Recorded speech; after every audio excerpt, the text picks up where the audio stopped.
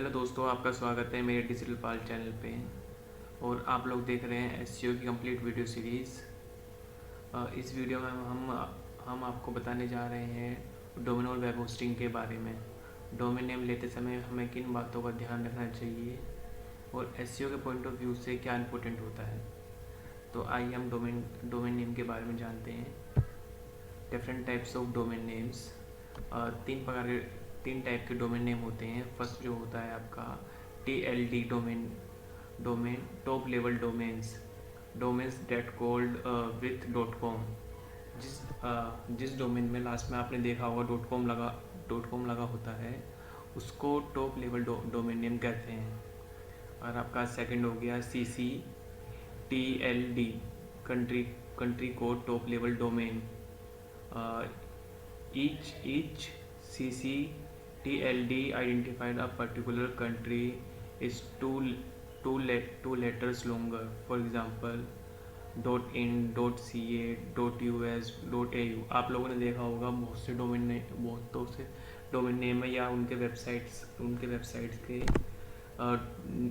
Name में .in लगा होता है, किसी के में .ca लगा होता है। तो ये कंट्री कोड डोमेन नेम होते हैं। जैसा आपका हो गया .in का हो गया आपका इंडिया, .ca आपका हो गया कनाडा, .us हो गया आपका यूनाइटेड स्टेट, .au हो गया ऑस्ट्रेलिया। इस डोमेन में पर्टिकुलर हम किसी कंट्री को दिखाते हैं और उसको आइडेंटिफाई करते हैं, इसलिए हम इसे कहते हैं country code top level domain name. आपका थर्ड हो गया GTLD genetic top level domain.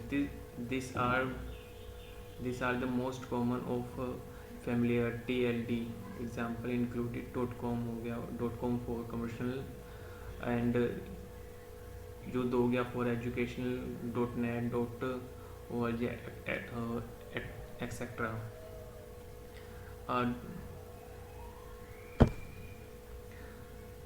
ये तो आपने जान लिया कितने टाइप के डोमेन नेम्स होते हैं और किस कंट्री के लिए कोड किए जाते हैं।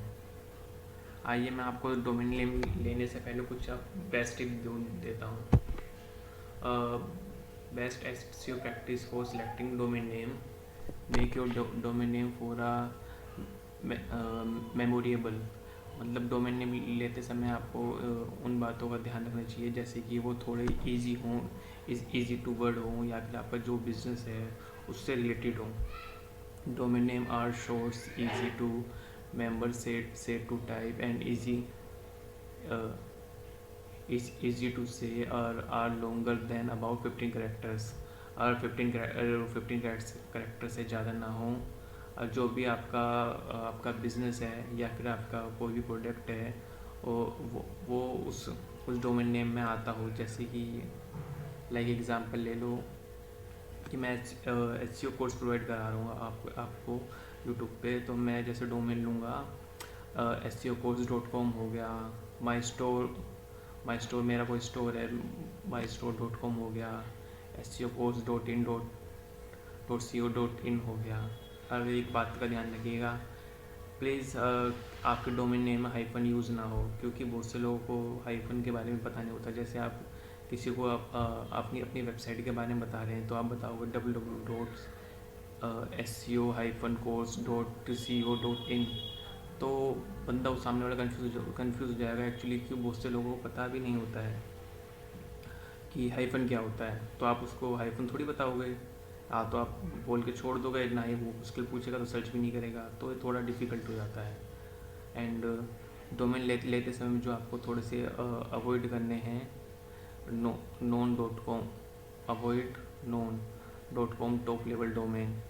मेरा जो सजेशन है आपको, आप जो भी आप डोमेन नेम लीजिएगा उसमें आप .com ही लीजिएगा, क्योंकि ये .com पूरे वर्ल्ड में यूजेबल होता है।